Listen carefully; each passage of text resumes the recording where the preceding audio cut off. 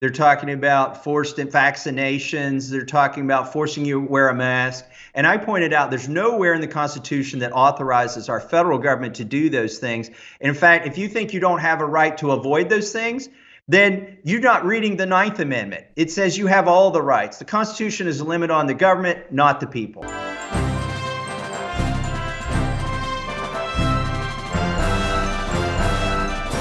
I'm Dr. Duke, and this is Constitution Corner, joined today by Congressman Tom Massie from the great state of Kentucky. Congressman Massie, thanks for joining us. Always good to be on with you, Doc. I love talking to you, and I've got the question of the day, I think.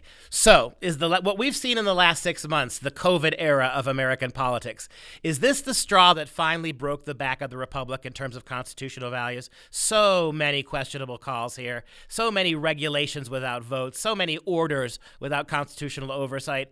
Or is this the moment that reminds us that we do live in a constitutional republic and it's time to pay more attention? Where do you think we are now in the COVID era, and what do you think your attitude is about that very big question? Well, whether you're Republican or Democrat, I don't think you should be excited about these bills. Now, if you're a collapsitarian, these are exactly the policies that you should be rooting for, because I think they're going to lead to a quicker collapse of our economy and of our government and of the way of life as we know it. The $1,200 checks that went out, by the way, some of those went to dead people in my district. I've literally seen the checks. I've told people that's the cheese in the trap, that this is socialism. The $600 unemployment bonus that's provided by the federal government in addition to the state government's unemployment program. Think about what that is. If it's based on a 40-hour work week, that's a $15 an hour minimum wage. That's part of the Democratic platform.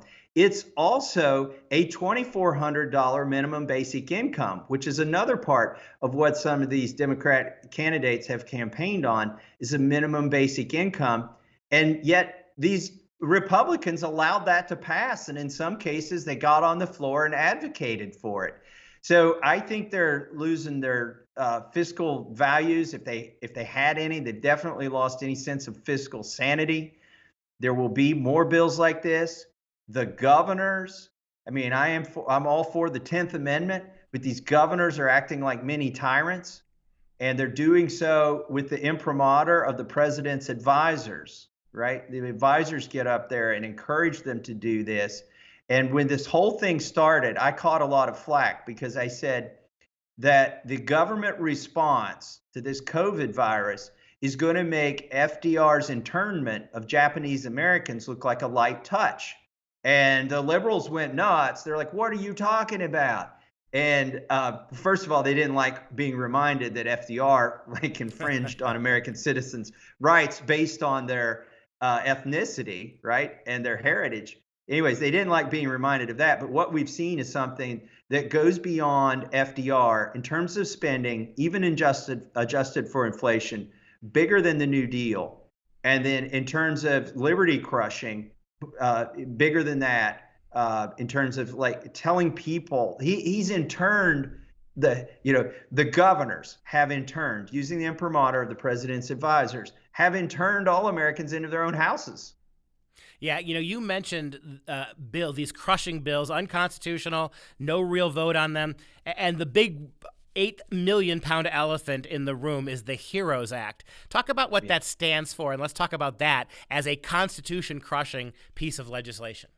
Right. So there have been four bills so far. The first bill was an $8 billion bill. I don't remember the name of it. I actually voted for it. I held my nose and voted for it because that's the only bill that attacked the virus and not the taxpayer.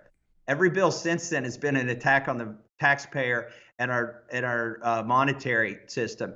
So the third bill was the biggest one so far that's passed. That's the $2 trillion bill that enables the Fed to spend another $4 trillion. That's the CARES Act, right? Yeah, that's the CARES Act. Then there was a CARES 1.5 where they said we had to throw in another $500 billion, and that passed pretty easily. And then the HEROES Act, Nancy Pelosi passed that one on a party line, although there were 14 Democrats that defected.